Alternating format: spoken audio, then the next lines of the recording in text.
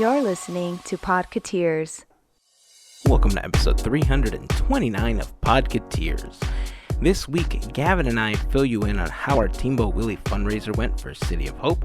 Plus, we announce our next event, which you can find more information about by going to teamboatwillie.com. We talk about the news about the layoffs happening at Disney and how we can try to offer a little bit of magic to those that have provided so much for us. We talk about the opening of the Enchanted Tale of Beauty and the Beast attraction at Tokyo Disneyland and more.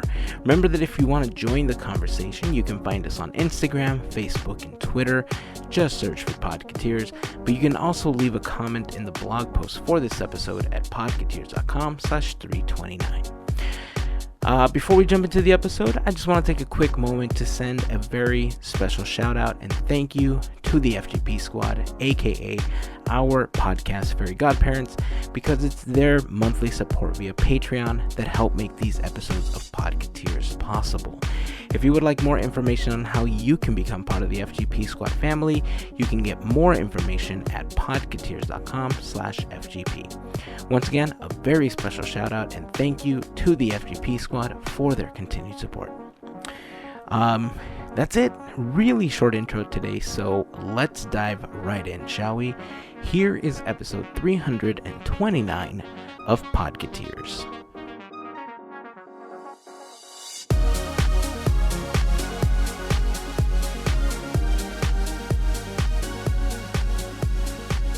Perfect. All right. Well, I gotta tell you, man, I'm actually really proud of Teamboat Willie because, I mean, given the fact that we're all at home and we're in this crazy pandemic, fundraising is difficult enough when you don't have a pandemic. Right.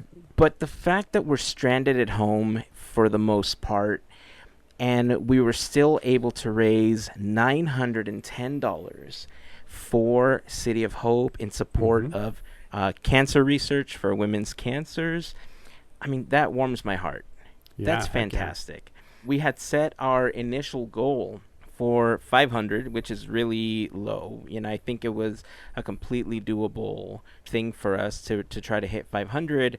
Then we surpassed that, and then we were like, okay, well, can we reach 1,000 before the walk happens? We didn't do it, but we came within $90. And close.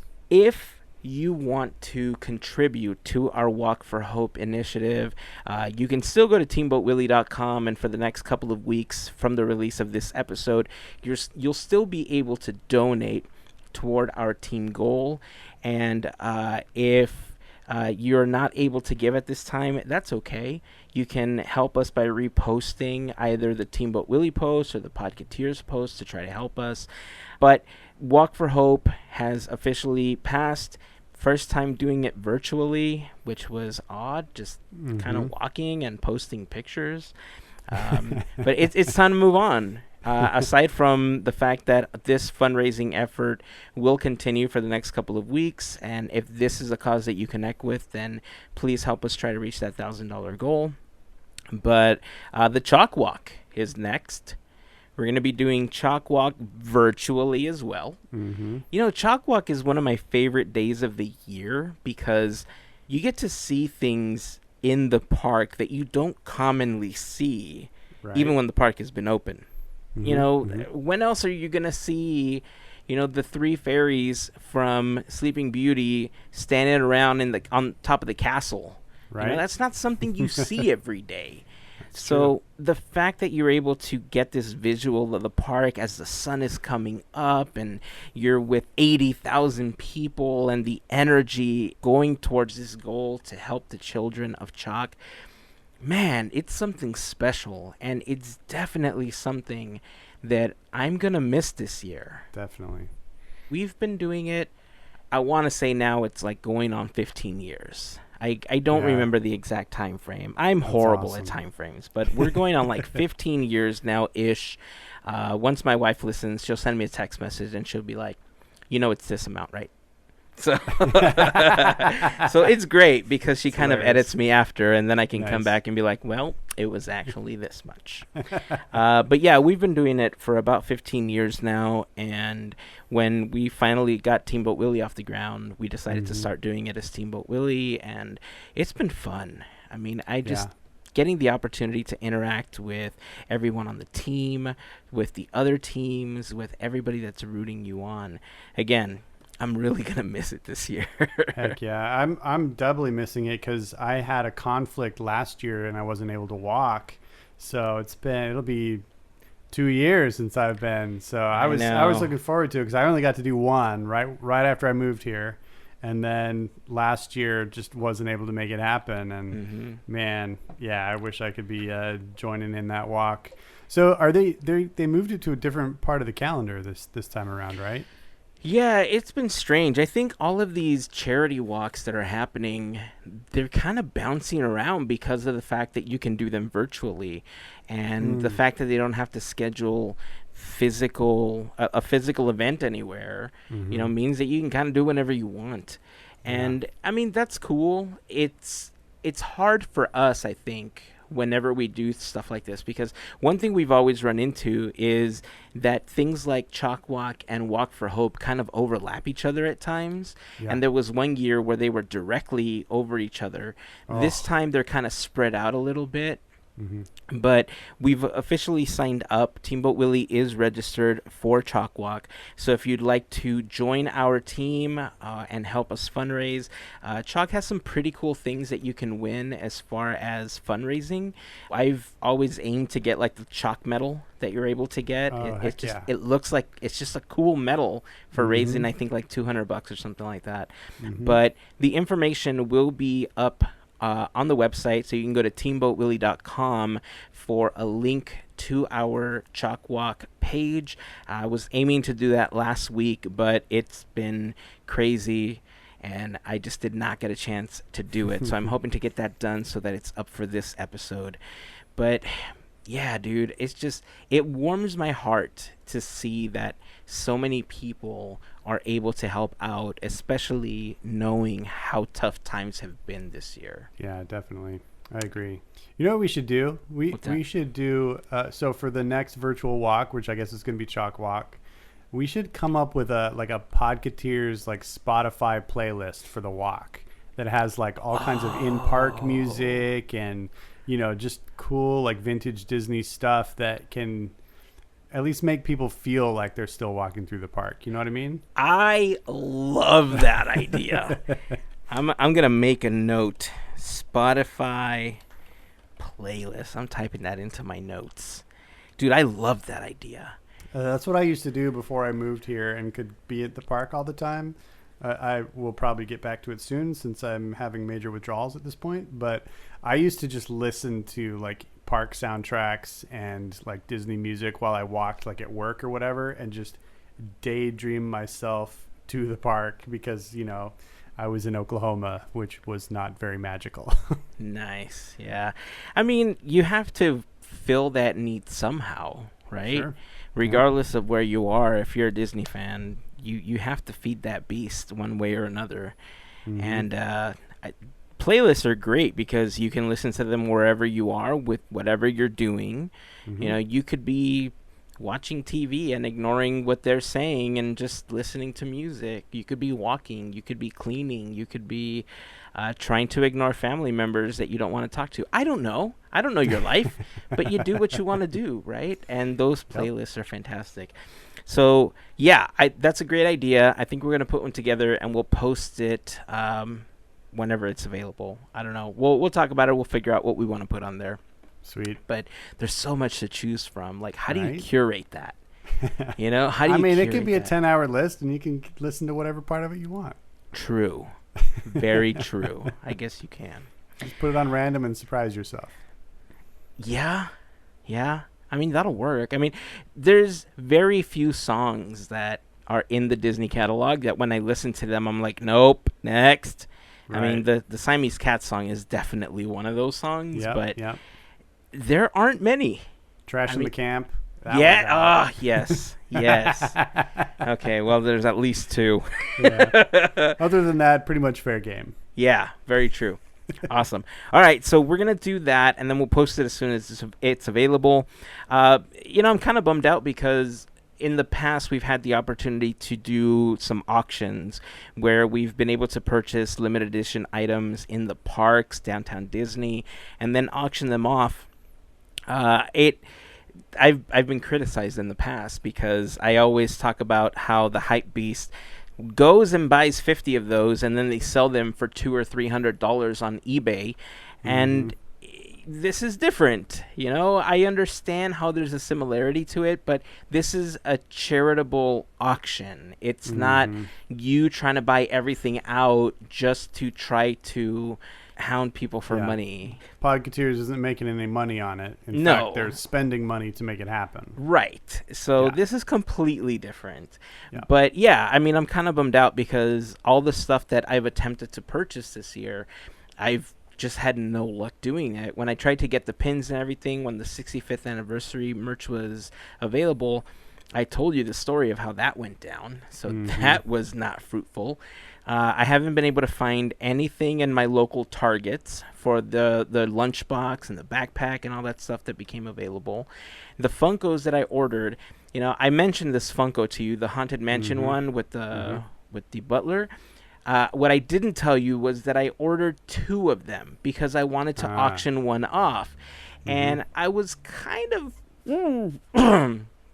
peeved off, let's say, because I pre-ordered these in June, and I got an email like late last week saying, hey, by the way, we don't have stock on these items, so we canceled your order. And I thought, wait, what? How is that even possible? And instantly, any Seinfeld fans out there will understand this. There was an episode of Seinfeld where he goes to a car rental place, and he goes up and he says, hi, I have a reservation. It's under Seinfeld. And they're like, oh, I'm sorry. Yes, I see your reservation here, but we don't have any cars. He's like, I'm sorry, but I don't understand. I made a reservation. They're like, yeah, we have it here, but we ran out of cars. And he's like, but that defeats the whole purpose of the reservation. They're like, no, we know how reservations work. And he's like, I don't think you do. And this kind of reminded me of that. I was like, I pre-ordered it. Where's my Funko?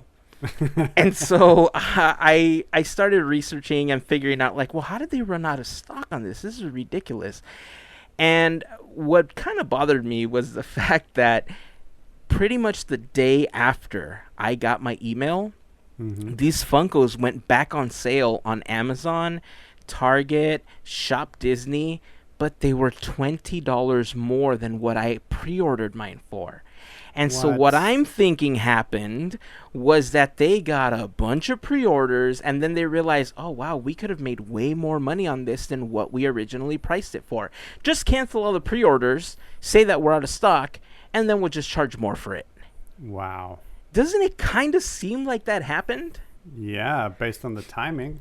I mean, I'm not one for conspiracy theories.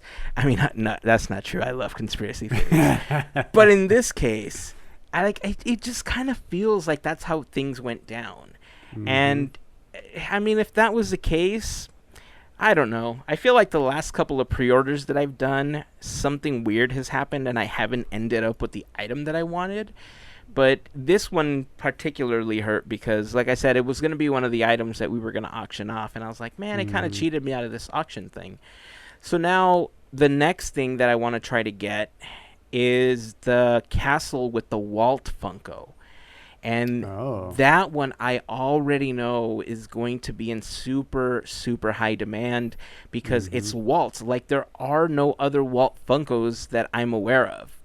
Yeah. So this is going to be a really, really difficult item to get. And so I'm hoping that I can at least get one for us to auction off. But I don't know if we'll get it in time because they've announced it. There's art for it, but I haven't seen any release dates for it. And that's what worries me, that sometimes they tweet it out or something, and I'm not big on Twitter. And sometimes they tweet it out, and they're like, by the way, in 1 hour, we're going to drop this Funko. By the way, it's available. Sorry, not an hour. Now. And when you check it 5 minutes later, they're sold out. Mm-hmm. You know, so I don't know. I mean, if anybody out there is able to help us acquire one of those so that we can auction it off, we will pay you the retail price for it gladly to have that opportunity. I mean, as much as I want one for myself personally, I mean, I'm willing to give it up, you know, just to have one to auction off. But I mean, it is what it is. You know, we'll do our best. We'll try to have some stuff. But I have been thinking about doing the sales from the Teamboat Willie merchandise again. So I'm thinking that maybe I'll come up with like a special design or some of the Teamboat Willie merchandise that's already available on the website. We'll donate like $3 from the sale of each item or something again, like we've done in the past. And yeah, I mean, that's another option. So we can talk about that later and we can decide what we're going to do. But anyway, teamboatwillie.com if you want more information on how you can help us out. Again, you'll be able to donate to our Walk for Hope fundraiser for the next several weeks from the drop of this episode. If you can help us hit that $1,000 goal, that's fantastic. But if you want to help us out with the Chalk Walk, that's also amazing. And we thank everybody for their help. If you can't help with a monetary donation, help us out by tweeting it out, posting it on Instagram, posting it on Facebook, helping us spread the word about what Teamboat Willie is doing and how much we're trying to help. And yeah, I appreciate everybody taking the time to help us out like that. We have new gear, Gavin. I've been seeing some of your new designs, and you've been a busy little bee. Kind of. You've got so much. I've tried, man. One of the things that I was kind of leery about offering for a while were face masks.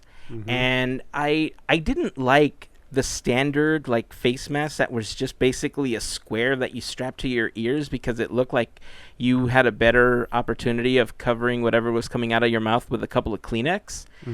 And the masks that we have available in the gear section of podketeers.com are pretty awesome, I will say.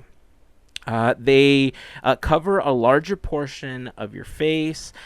They also are they're made out of this like polyester microfiber, which is super, super soft. They have a nose wire so you can adjust it to your face. They have elastic bands for it to go around your ear, and these little like plastic regulators that kind of clamp onto the ear loops to make it a little tighter, to get a tighter fit for yourself. And they are washable, so they're reusable.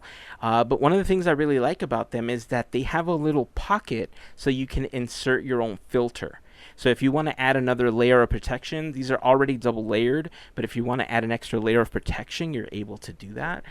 As of right now, we have about seven designs, I think. There's a Haunted Mansion one, the Pumpkin King design that we recently released is up there. There's a couple of Coco inspired masks available.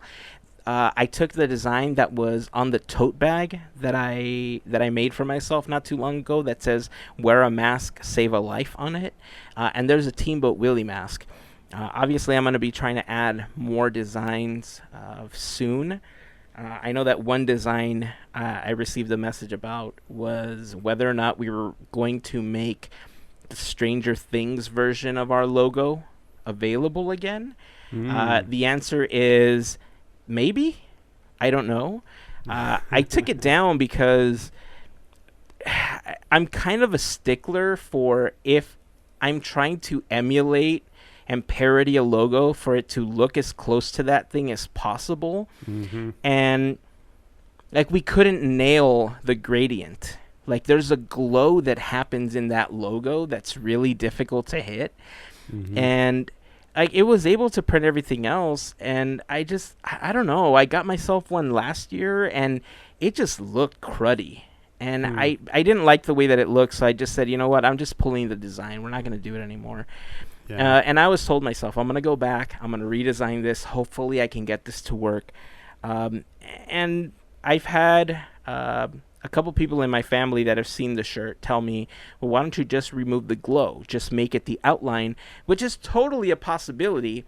but it doesn't look like the logo to me anymore. And it breaks my brain when I see it, and it doesn't make me feel like I'm looking at that other thing, right? So I don't know. I'm weird. You're a perfectionist. I'm weird, man. No, I'm the same way. I'm weird sometimes. So anyway, new gear is available. If you check our Facebook page and if you check Instagram, you might be able to find a couple of discount codes on there to help you out. That'll give you, 10% off, maybe a little bit more. Take a look. You might find something that you like. I got a couple comments from the last episode that I want to read off. All right.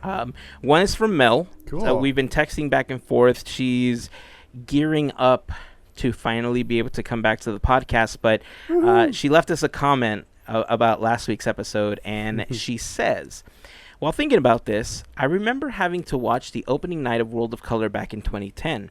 Watching the show open and seeing it happen was pretty awesome online. If the virtual presentations were to be like what we've done in the parks, that would be fun. However, as someone who cosplays, this is Halloween for many of us. A hybrid mash of the two would be interesting. I wouldn't be opposed to it at all. I must also chime in for the 3 top things I do at Disneyland when I would return. Third, she's going backwards like we did. Classic. Yeah. So third, ride into the sea like Salty Pirates mate with the rest of the crew. I knew that one just warmed your heart. So. Oh, of course. Yes, largely because of the smell too. LOL.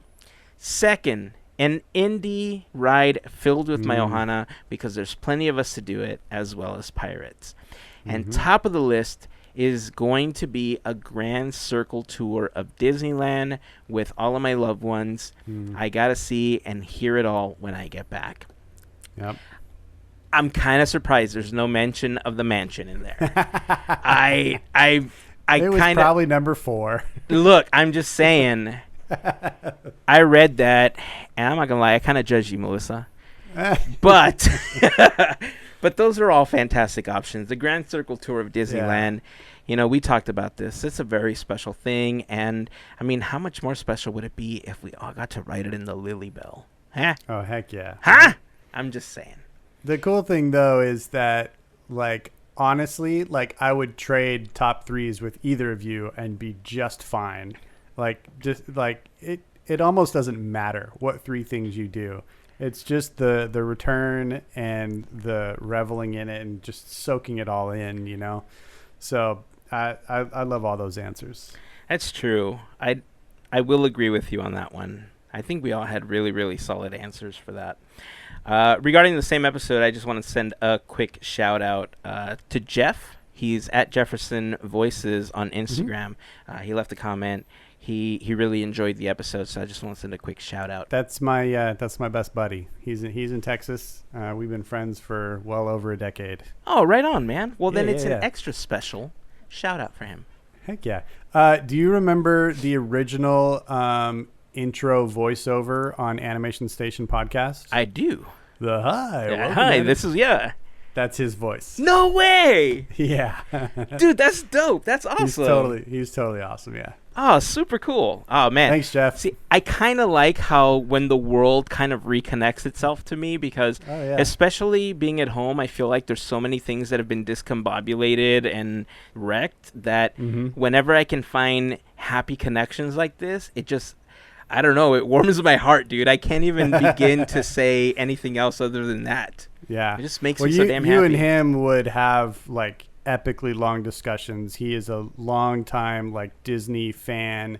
He is a huge Disney historian, Disney buff, all the old movies, TV shows, all of it. He's super fan. Right on, man. Maybe one of these days we'll have him on the podcast and we can just have a conversation with him. Maybe. We'll see. We'll see if we can make that happen. Let's see. So this other comment, I told you I had another one, but I didn't want to tell you who it was from because I wanted to surprise you. Okay. This next one was actually on the website. It was podketeers.com/327, and this comment was from my brother. Nuh-uh. Yeah. So Mario left a comment. Sweet. It's crazy because I have these conversations with him via text message.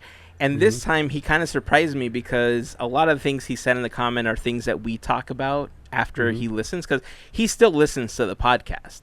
And when he left the comments, I was like, why don't you just send me a message? This was better. So it worked out. So he says, great episode, guys. Gavin, your painting is beyond fantastic. I live fairly close to Fullerton, so I hoped I get a chance to see it in person.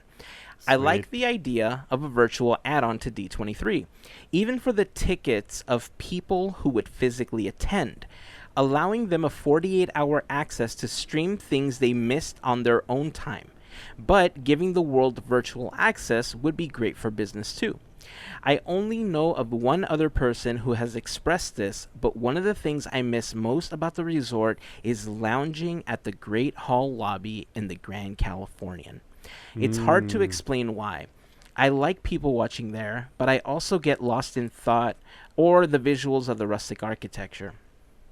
I can start my day there, or I can wrap it up. I can have a little alone time or spend it in good company, order a drink, possibly bring in some beignets from the jazz kitchen, pass the time by the fire or closer to the pianist playing some classic Disney tunes. There's something so serene about it. That's got to be one of the first things I do when the resort is operational again. Also, I can't believe Hazen is still stuck in his ways over the nightmare layover. LOL.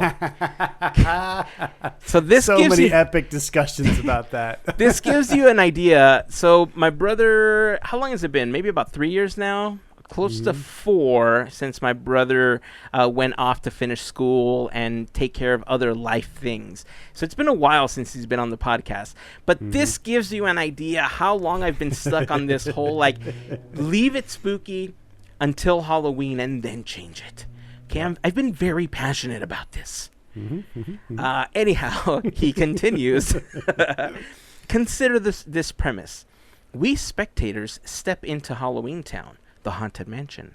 Let's say mid-movie, where the king of Halloween Town, Jack Skellington, appears to have already visited Christmas Town and lost his marbles trying to make his town a little more jolly.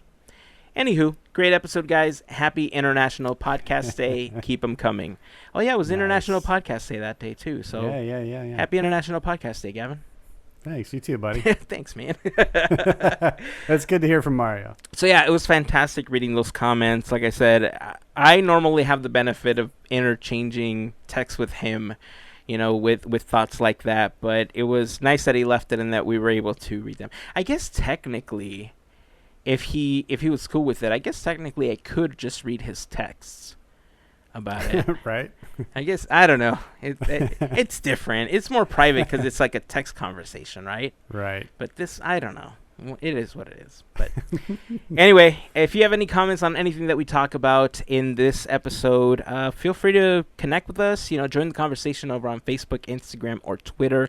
Just search for Podketeers. You can go to podketeers.com, search for the episode that we talked about, and then there's usually notes and videos and pictures about things that we talk about in each episode. You can also leave a comment in the comment section there. So to everybody that interacts with us, we just want to say thank you. You're the reason that we're doing this, and so having the opportunity to talk with you, I love it. So speaking of talking to people, the FGP Squad.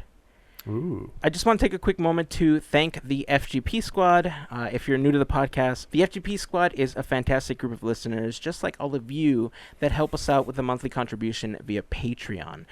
If you want more information on how you can become part of the FGP Squad family, you can go to podketeers.com/FGP for more information. To all of the members of the FGP Squad, I just want to send a huge thank you for all of your continued support. And the date for the next FGP Happy Hour call is set. We're going to be doing it on Saturday, October 17th. More information is going to be available on Patreon, so make sure that you all connect for that information when it's available.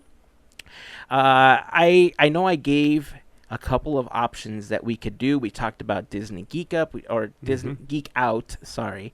We talked about Disney Geek Out. I talked about playing Among Us, which I finally played, dude. I'm such a fan of this game. Yeah? I can't even tell you. I love it. Josh brought it up, too. He wants to play with you. I want to play. Tell him whenever he's ready. I'm so ready. Josh hosts the What's Up Fandom podcast, formerly Animation Station. You should go check it out. He always has amazing guests, and he always has really cool episodes that have to do with the animation industry and voiceover industry. So yeah, go check that out. What's Up Fandom. I'll leave a link in the blog post for the episode. But Groovy. Dude, I'm such a fan. Like, these games, like, we've played games that take no more than like 3 minutes. And then we've played some games that take up to 20 minutes. And it takes you a couple to kind of get into the groove. But going around trying to find who the murderer is, it's like a live game of Clue. But in space. Nice. In space, and you don't have arms. Oh. So I know the little characters look weird. They look like little pills but without arms, and they just have legs and eyeballs, and so it's kind of cool. So anyway, we got to play this. So I'm thinking that we can do that with the FGP Squad. Free game. You can download it on your mobile device. So there's Geek Out, Among Us, but we just got another game that we've now tested, and oh man, it's so good. Game crazy, y'all. I kind of have. We have the Coco Loteria game. What is that? Okay. That sounds amazing. So do you know what Loteria is? Lottery? Yes, very good, sir. Loteria is kind of like bingo. Okay. It's just a game card that has 12 different images. There's a deck of 30 plus cards, up to 40, I believe. Shuffle them out. You call them out at random, and whoever fills up their card, or whoever has a straight, or however you want to play. It's kind of like bingo. You create scenarios as to how people win. We usually play entire card in order to win. Okay. But the game Loteria has been super popular in Mexican culture for a really long time. And they released a version of Loteria that's Coco inspired, and the artwork is gorgeous, dude. Did Pixar do it? I don't think it was made by Pixar. Okay. I don't know what it is, but I'm not huge on board games, and for some reason, being at home during the pandemic, I've kind of been all about them for some reason. Yeah, that is interesting. And what's more surprising is that I've really made an effort to figure out how to play a lot of them virtually. And so the way that we decided to play this virtually was I took pictures of all of the game cards. And so we put them up in the chat. Everybody downloads one of the cards.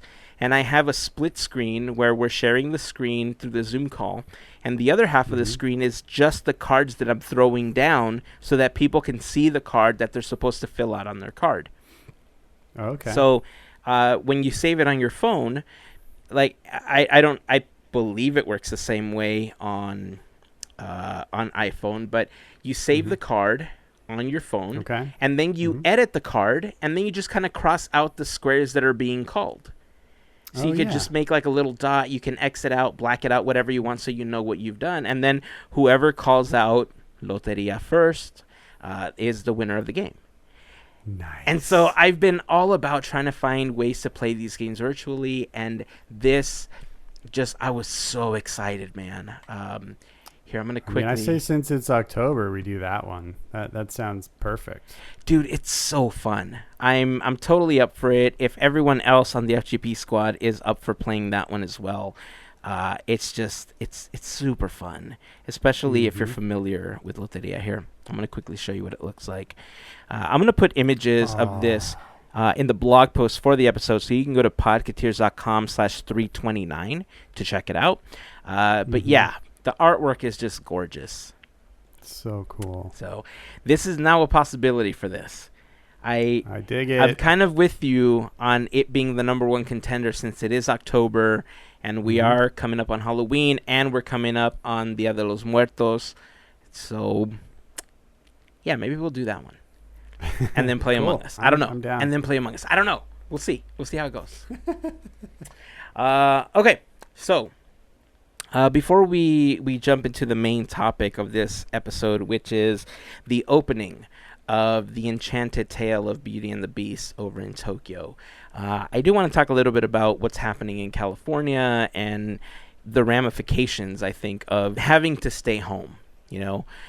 So, as you know, when the pandemic first hit, Disney furloughed a lot of their cast members. You know, without the parks being open, they didn't need to be there, so they furloughed a lot of them. And being furloughed essentially means that you're still working for the company, but you're at home without pay because they don't need you at the moment. So a lot of cast members didn't have a way to pay for things. At one point, the government stepped in, and there was some stimulus checks, and since then, there hasn't been jack. And that's a whole other political conversation that is not for this podcast. But since then, we found out that Disney has taken the step of laying off over 28,000 cast members. And that is a huge blow to the Disney company.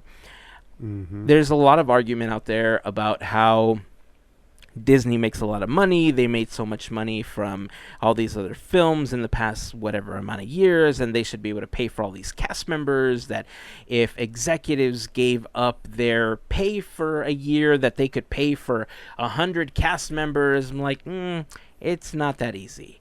I mean, paying for employees is much more difficult than just giving a paycheck when you work for a company, because there's benefits that are tied into it, and if you're part of a union, there's other stuff that's tied into it. And I understand, you know, we've talked about everything that's been happening, and I understand why this is so difficult, right? Because in order for Disney to pay these cast members, they have to open. But up until recently, some places haven't deemed it fairly safe enough to be able to open. There are spikes that have been happening in several states.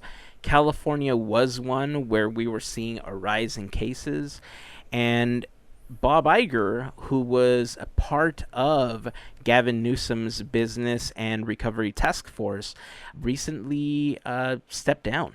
And he's no longer on there because of the tensions that were rising, where they wanted to open Disney parks, but Gavin Newsom has not provided any guidelines in order to open the parks. I see a lot of arguments online about how other parks around the world have been open, how Disney World has been opened.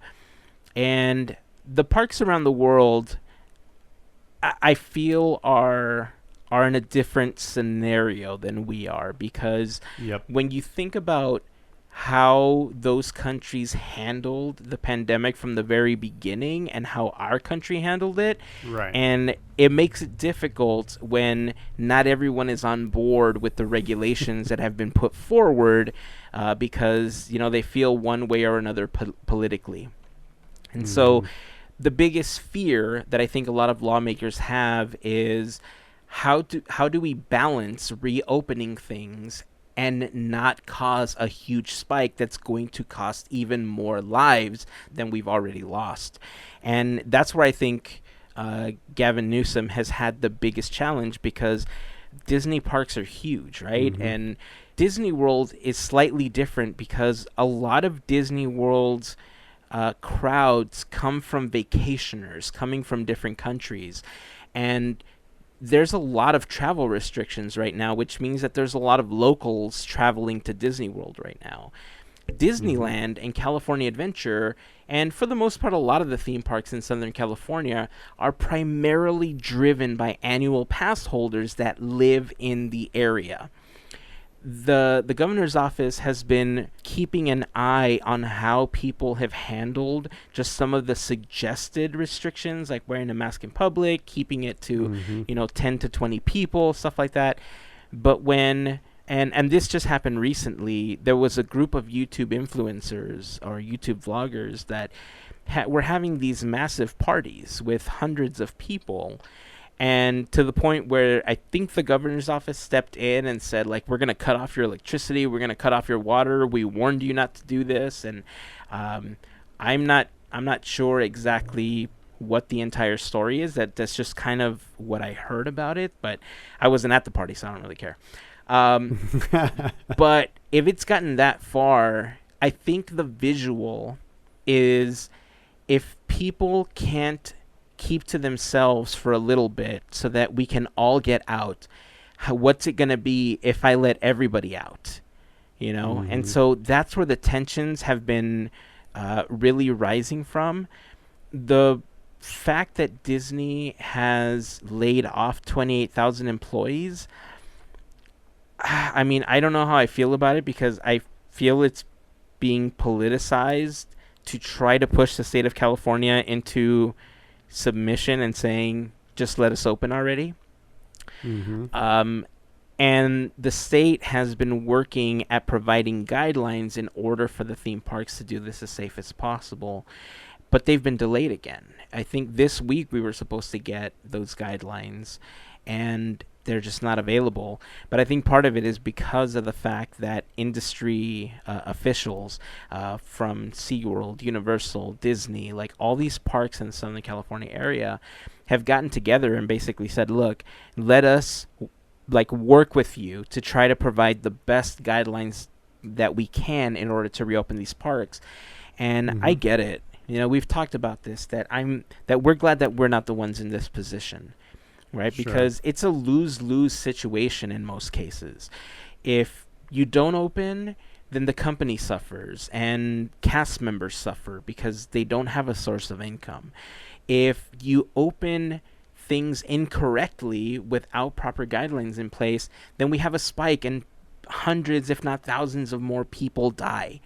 You know, and it's just such a difficult situation that I hope they can find a balance. I do understand that there's other parks that are open. I understand that Florida's reopened, but the crowds in Florida have gotten fairly massive in the last week or so, because I think a lot of people in Southern California have started flying out to Florida just to be able to experience Disney parks again. Are they limiting the in-park capacities for the Florida parks? My initial answer is I think so. I can't confirm that right now. I hope so. It seems like they are, based on the fact I don't follow a lot of Disney World accounts, but some of the Instagram people that I follow that are Disney Worlders, they're taking a lot more photos in the park where it's just them and no other person in sight, which is a hard thing to do in a lot of locations, in front of Castle and things like that.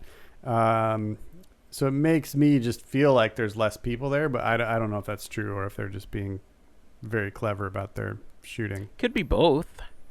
I mean, because we have seen a spike in the Disney Parks app as far as wait times for attractions at Disney World, but it could also have to do with the fact that the FastPass systems are not functioning during this kind of soft reopen, which honestly baffles me, because if there was ever a way to spread out how people get on and off attractions, that's the way to do it. I think that the hardest thing that they've had to manage is attractions seem to be down a lot because of the fact that they keep cleaning them in between ride cycles. And if they're having to do that for each one, maybe they don't want to have to incorporate that time frame into the FastPass application. FastPass, yeah, so that makes sense. Are they sending out half full vehicles, ride vehicles? They must maybe. Be, right? The pictures that I've seen do not look like they're half full. Really? Yeah. So you get on a Pirates of the Caribbean boat with 12 other people? Yeah, but breathing down your neck. But it could be the fact that they're the same people that you went with. So if you have a larger party and you're comfortable with those people, it could just be that you're riding with those people, and those might be the pictures that I'm seeing. I mean, I don't want to say anything that makes it sound like they're not following their own guidelines and their own precautionary measures. And I think that's why California is getting frustrated, and we're kind of in a situation that we're in. Florida is a lot more lax with their laws as far as what they follow and choose to follow than California is. And I think that's why it's been difficult to see other, Florida open and not, Disneyland proper. But as far as all of the cast members that have been laid off because of this, we just want to say that we're here with you. It's a really horrible situation. If there's anything that we can do to try to help you out, please send us a message. We've had the opportunity to post like a couple of spreadsheets and different methods that you can help out some of the cast members because, cast members, Disneyland is nothing without cast members, Right. Without the cast members being there, we have no park. Right. It's one of those things that, Walt Disney actually had a quote about this. He said, "You can design and create and build the most wonderful place in the world, but it takes people to make that dream a reality." And that's absolutely true for Disney parks, because regardless of where you are, regardless of where you look, regardless of what you do, a cast member had a hand in that. Whether it's somebody that's sweeping up the street, whether it was one of the Imagineers that helped build the street you're walking on or the attraction that you're riding, a cast member had everything to do with what you are doing in those parks and how much happiness it provides for all of us. So now I think is the time for us to kind of try to pay that back however we can, whether it's by making a donation, by reposting these things so other people can donate as well, because cast members are the magic. Without the cast members, there is no Disney magic. So if you're at Disney World, a couple of places that you can help. Second Harvest Food Bank of Central Florida. You can go to feedhopenow.org is a great way to help. The link to these, in case I get them wrong, will be up in the blog post for the episode, podketeers.com/329. But you can connect with Cast Member Food Pantry over on Facebook. For Disneyland here in Anaheim, Second Harvest Food Bank of Orange County is one of the ways to help. It's feedoc.org. The Cast Member Food Bank, hosted by Workers United Local 50. You can go to facebook.com/WULocal50. And there's a couple of spreadsheets that have been shared with small businesses run by cast members. And it's not just small businesses where it's like crafts and stuff like that, but it's also apparel. There's also services like photography and all sorts of stuff. If you want to take a look, the URLs for that will also be in the blog post. Check them out. It's a great way to help out cast members in this time that's just, it's just difficult. It's with not being able to go out and look for another job. It's putting a lot of people in a really difficult situation. So take a look, consider donating, and if you can't, consider sharing. That's the best way to spread that information. And as much magic as we've received from cast members, let's try to provide a little magic back. Heck yeah. So let's talk about this new attraction in Tokyo, because, the Enchanted Tale of Beauty and the Beast. Whew. Yeah, so as listeners probably know, it's Hazen's favorite Disney animated movie. I just want to ask you right off the bat, do you feel like they did your favorite movie justice with this attraction? Kinda. Yeah? Yeah, look, the animatronics in this, you know what, let's walk through the attraction. Okay. First of all, the attraction was actually scheduled to open spring of this year, but because of the pandemic, it was delayed, and it opened officially on October 28th of this year. So just about a week. September 28th. Oh, September 28th. I'm so sorry. Yeah. I'm a time traveler now. Did you know that? Nice. Where's my sonic screwdriver? Anyway. So, September 28th was the official opening date. The place that it was placed took over what was the Grand Circuit Raceway, like the Autopia, basically. And this is so much better. So much better. Take a hint, Disneyland. So, when you walk into the castle, you basically walk into the Beast Castle, and you're in kind of like the what would you call that area? Like the main, like in the castle. What is that called? Yeah, it's like the front hall. Okay, yeah, it's a front hall. Yeah, we'll call it that. Yeah. So you walk into the front hall of the castle, and it's beautiful, right? There's a staircase, and there's stained glass window in the back, and it serves the purpose of what the foyer does in the Haunted Mansion. It allows people to kind of queue in, with the exception of with the foyer, you still need to walk into the stretching room in order to kind of see the pre-show so that it gets you to where you need to be. This hall, it's actually, you know what? It's closer to what Smuggler's Run does when you're meeting up with Hondo, where you kind of get into the room, you're seeing Hondo talk and everything, he's telling you what you need to do, and then you board the attraction. So it's closer to that, actually. I love what they did. The lights go down. You hear the music. The stained glass is telling you the story as you're hearing the narrator kind of tell you what's going on. Mm-hmm. And then you see the animatronic of the Beast and Belle. And I'm like, yo, those animatronics are by far some of the best things that I've seen. The last time that I remember seeing animatronics like that just blew me away was Hondo, and before that were the Navi animatronics for Pandora. Oh, yeah. Mm-hmm. Okay. Very good. So you see them interact. The Beast is all like being Beast, and he's like, Belle's all like, oh, but hello. I mean, it's in Japanese, right? But you get the idea of what's happening. So she's like, oh, is anybody here? She's going through the film, right? And then the Beast turns around. She's like, the Beast. And she like runs away.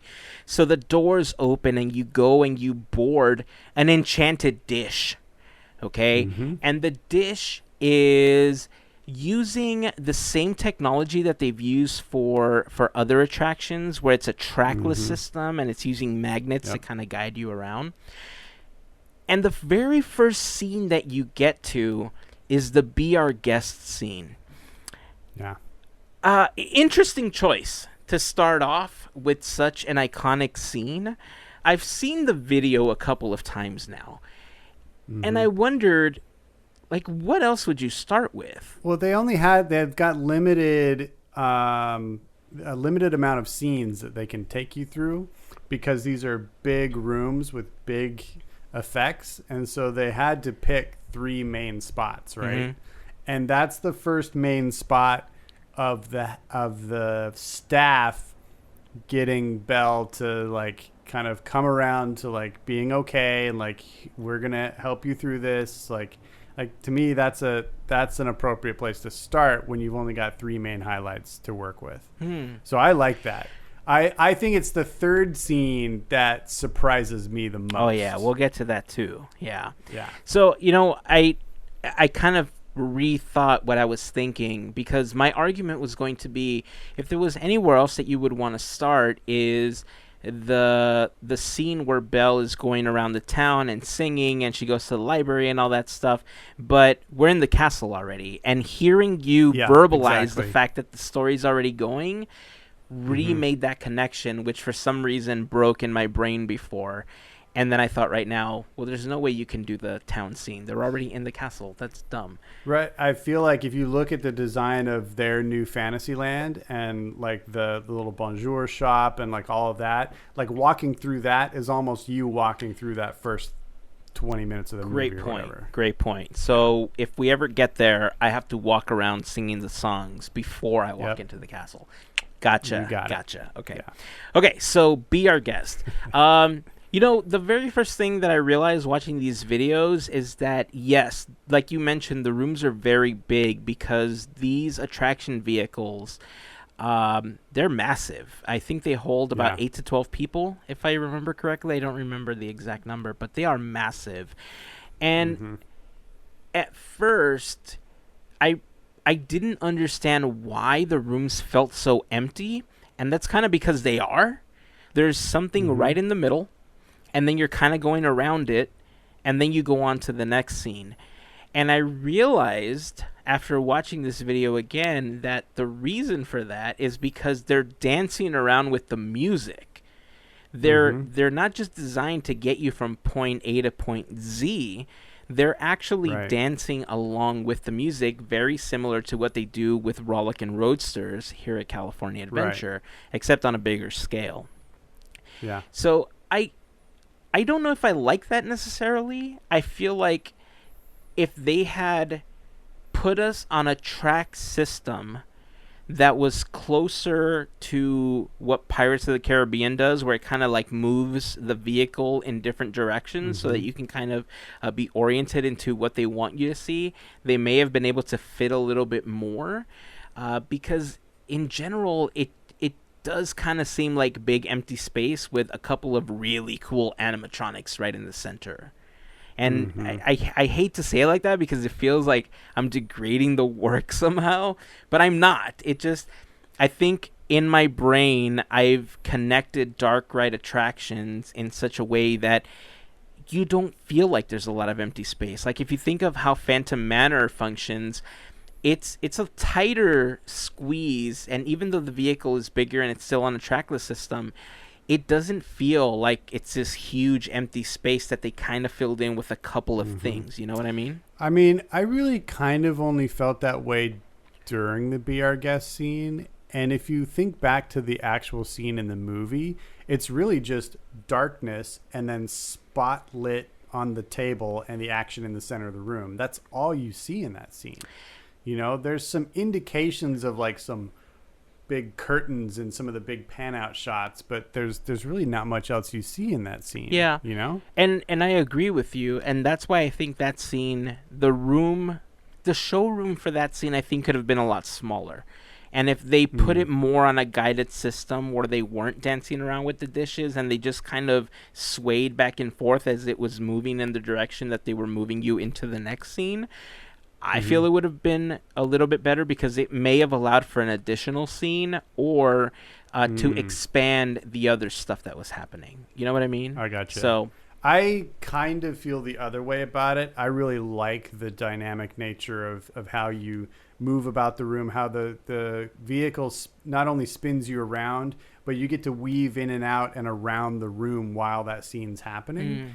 And that's unique to anything else. I can't think of anything else that does it quite like that, at least in the Disney catalog of attractions. So it is kind of like you're combining Luigi's Rollickin' Roadsters with the storytelling of the Ratatouille ride with the effects of Phantom Manor. Right. You know, in a new package. Yeah.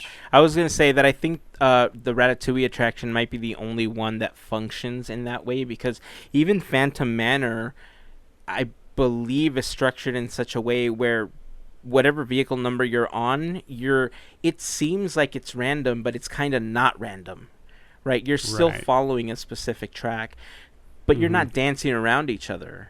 And Rollickin' Roadsters, they are dancing around each other, but they're all kind of line dancing. So they're all following the same path, just with space in between them. So I think you're right. I think this attraction might be the first one that functions in that manner. I want to research that. I want to double check on that and see if that's actually the case. So from there, we move into the scene where Belle and the Beast are outside in the snow. They're playing. You see Philippe. You see the birds with the Beast. Dude, this is a touching scene.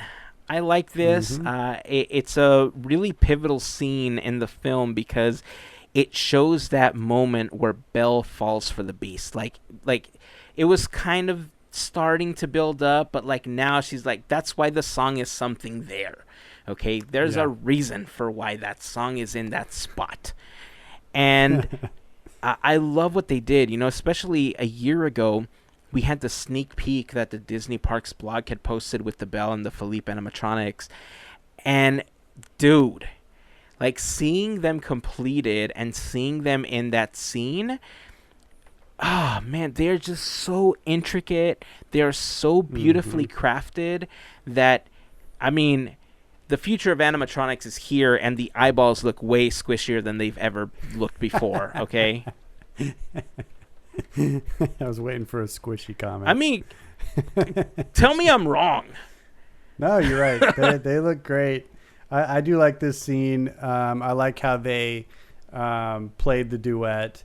And it really struck me once we got to this point that they got really good singers to voice these characters in these roles. I mean, the Be Our Guest, the Lumiere is a little bit of a character voice, but it's still good. But what they did with Belle and Beast, I think they sound fantastic. I have to agree. They did a fantastic job. And even though it is in Japanese, like, you could still, like, it just sounds so melodic. I love it. Yeah, we all know what's being said. Yeah. We all if you know the song. film, you know the song. Okay? So, fantastic. Then we get to, the transformation scene. This, the transition from the other scene to this one is, you don't necessarily experience the mob scene. You get an inkling of the mob scene through the windows of the castle, and you kind of see it all happening in the background. Which I think is pulled off really well. Yeah. I love how they incorporated that storytelling there. Yeah. I wish there was a Gaston animatronic somehow. Yeah, I can see it. I feel like the way they could have incorporated it was maybe one of the glass windows was broken and you kind of saw flames in the background, and maybe just the top part of Gaston like waving like, this way everyone, this way, let's get the beast. And so you saw how they portrayed the crowd, but you only saw a portion of Gaston behind the window, right? So he was incorporated into the story. I feel like it was a lost opportunity to not have Gaston there. Sure. At least not in the form that I would have wanted, because he's technically there. But the transformation scene, dude, I feel like Disney has taken the Pepper's Ghost effect and they've just, like, to the umpteenth level, okay, supercharged it, because remember when we saw the transformation of Jack Sparrow for the Pirates attraction? I do. Like that, I remember watching that and just losing my mind. And this is in a very, very similar sense how they pulled this one off too. Like, you see the spinning of the beast and you see the transformation happening, and then the prince appears. See, and I feel like you're exactly right, but this is on a different level because it's levitating and spinning. I'm so glad you said that.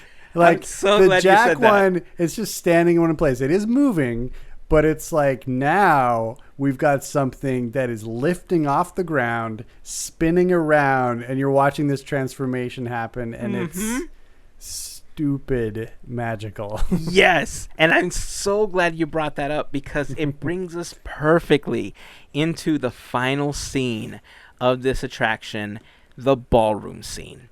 Yes. Now, in the film, one of the most iconic scenes is obviously when the Beast and Belle are dancing around in this giant ballroom.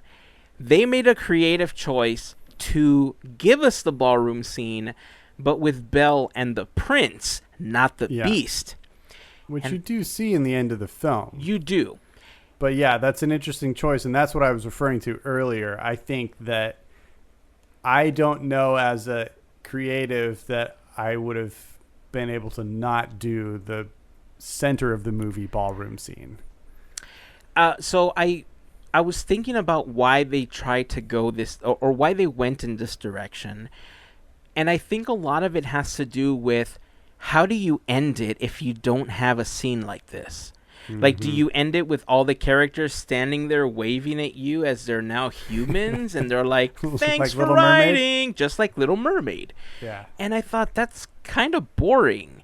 So the fact that they give you another scene where you're watching the Prince and Belle dance around, and the vehicles are dancing around, you are the additional dancers in the ballroom scene now while you're in your vehicle, is fantastic.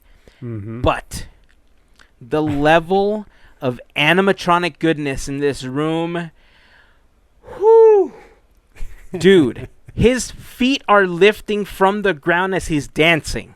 It's a really good effect. I watched it very closely, and it's simple in its motion, but it's very complicated in its subtlety, you know? Mm-hmm. Like it's a very straightforward step, kind of forward and backward in a traditional kind of dance step, almost a waltz. And yeah, they pulled it off very gracefully. It's impressive. I've never seen an animatronic move like that, let alone two moving together like that. Yep. And that's what I'm saying. That the very first time look, Lincoln, fantastic animatronic, but you have to admit that Lincoln's motions, very robotic still. Okay? Mm-hmm. When we saw the Navi for Pandora, they moved in a way that we've never seen an animatronic move before. They stepped it up hard for Pandora. Then we saw Hondo, and we saw how articulated Hondo was. And now we're seeing this, right? When I saw animatronics for Frozen Ever After and some of the other attractions, they look great, but a lot of it is face projection technology. These are full-blown animatronics, okay? Yeah. They are articulated in ways that I've never seen before. They move in a direction that they've now set the bar so much higher for what an animatronic should be that by the time that Avengers Campus opens, I don't know if I'm going to be able to compose myself, Gavin.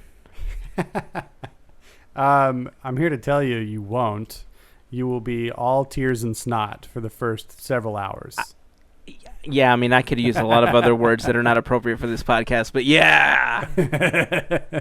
So, yeah, I mean, this attraction, dude, I feel like I need to go to Tokyo because the expansions that are just happening in these other parks, dude, when I think of what they're doing with Fantasy Springs and what they're going to do with Neverland and Corona and Arendelle, part of me is kind of frustrated because I know that Galaxy's Edge is on a whole other level, right? For anything that we've ever seen here at Disneyland proper. But without opening a third gate, we're never going to see anything like that at Disneyland. And after Avengers Campus opens, barring having to remove entire lands from California Adventure, we're probably not going to see it there either. You know, they're already pushing the limits with Avengers Campus, which is why I really think we need to start considering opening another park in Anaheim. I mean, let's set up a Zoom meeting with some of the execs and let's figure out what we got to do to open up. You know what we have to do to make it happen, and we just have to do a Podketeers Armchair Imagineering episode, and then 6 months later they'll release some magical plans that they came up with. This has been in the works for 5 years, guys, but yeah. We'll call ours Used to Be Westcott.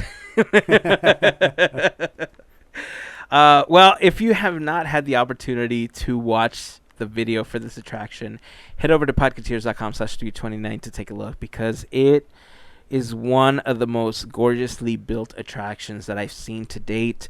It only makes me more and more excited about what's coming for these other lands. And I'm not a big fan of flying, but damn it if this doesn't persuade me into actually becoming a frequent flyer.